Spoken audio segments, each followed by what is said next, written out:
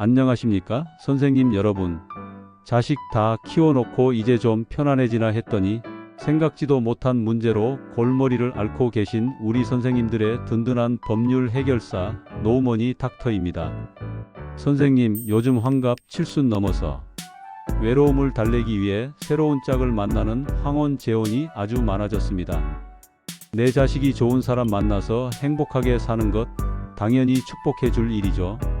그런데 말입니다.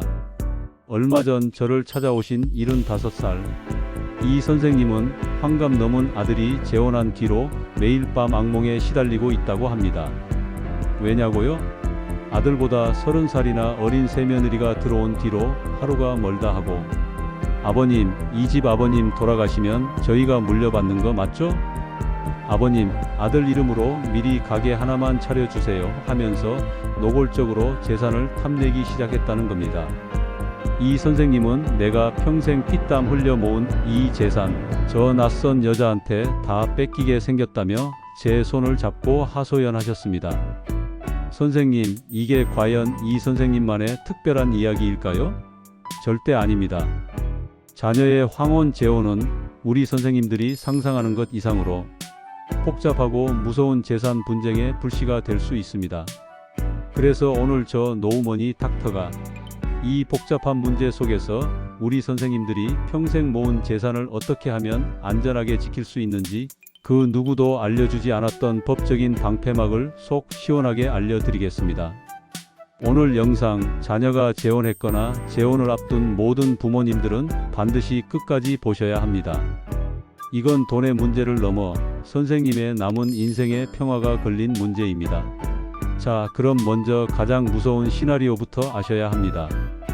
도대체 새며느리가 어떻게 내 재산을 탐낼 수 있다는 걸까요? 바로 상속이라는 제도 때문입니다. 우리나라 법에서는요, 며느리는 시부모의 재산을 직접 상속받을 권리가 없습니다. 아, 그럼 다행이네 하시면 큰 오산입니다. 여기에 바로 대습상속이라는 무서운 함정이 있습니다. 이게 뭐냐면요, 정말 만약에 내 아들이 나보다 먼저 세상을 떠났다고 가정해 봅시다. 그럼 내 아들이 나에게서 받을 수 있었던 그 상속권이 누구에게 갈까요?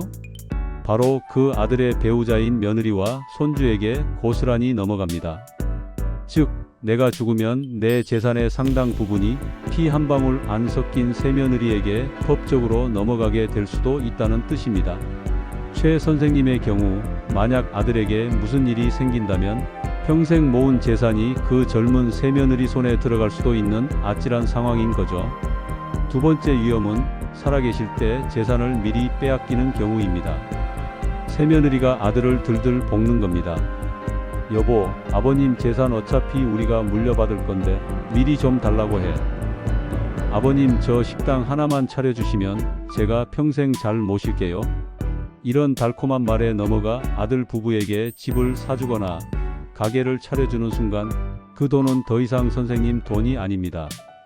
나중에 아들 부부가 마음이 변해서 부모님을 나 몰라라 해도 한번 증여한 재산을 다시 찾아오는 것은 하늘의 별 따기만큼 어렵습니다. 자, 그럼 이 기가 막힌 상황을 막을 방법은 없을까요? 당연히 있습니다. 저 노우머니 닥터가 우리 선생님들의 재산을 철통같이 지키는 비법 3가지를 알려드리겠습니다. 첫 번째 비법, 가장 강력하고 확실한 방법, 유언대용 신탁을 활용하십시오. 이름이 좀 어렵죠? 쉽게 말해 은행이나 증권사 같은 금융회사와 계약을 맺는 겁니다. 내가 내 재산을 여기에 맡길 테니 내가 살아있을 때는 매달 나에게 생활비를 몇 원씩 주고, 내가 죽고 나면 내 아들에게는 집을, 내 딸에게는 땅을, 하지만 새며느리에게는 단 한 푼도 주지 마시오. 이렇게 내 뜻대로 재산을 관리하고 상속할 사람을 아주 구체적으로 지정할 수 있는 제도입니다.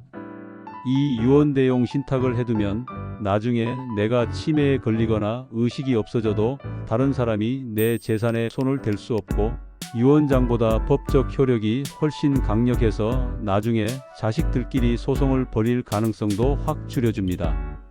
내 재산의 주도권을 내가 죽는 날까지, 아니 죽고 나서까지 확실하게 질 수 있는 최고의 방법입니다.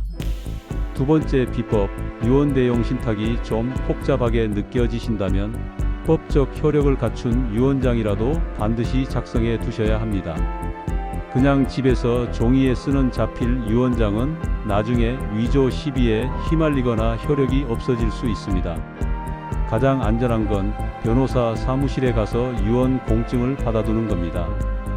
유언장에는 단순히 재산을 누구에게 준다고만 쓰지 마시고 왜 그렇게 결정했는지, 그리고 새며느리에게는 왜 재산을 물려주지 않는지에 대한 이유를 명확하게 남겨두시는 것이 좋습니다. 예를 들어 이 재산은 내 아들이 나와 내 아내를 평생 부양하는 조건으로 물려주는 것이며 아들의 배우자는 이에 대한 권리를 주장할 수 없다와 같이 명시하는 거죠.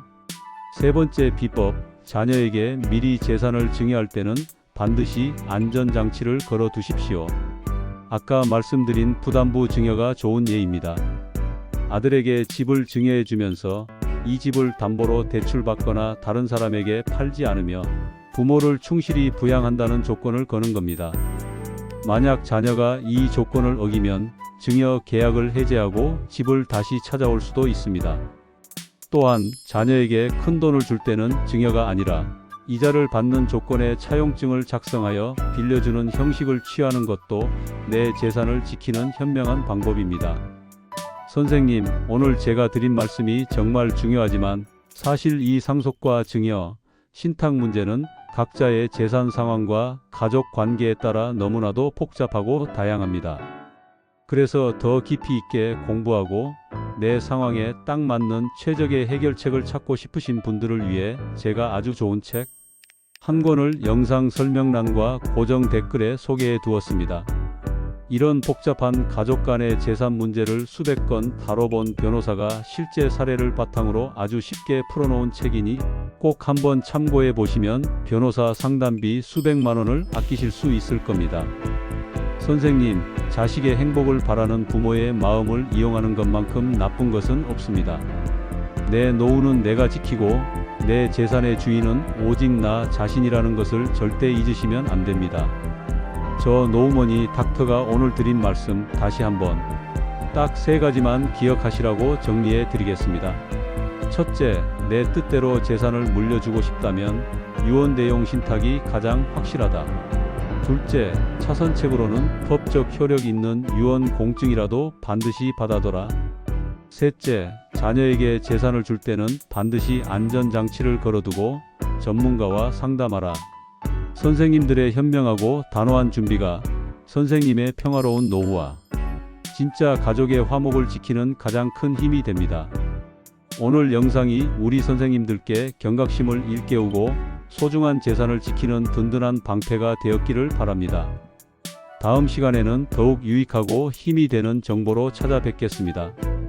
오늘 내용에 깊이 공감하셨다면 저희 채널 좋아요와 구독 잊지 말고 꼭 눌러 주십시오. 지금까지 시청해 주셔서 대단히 감사합니다.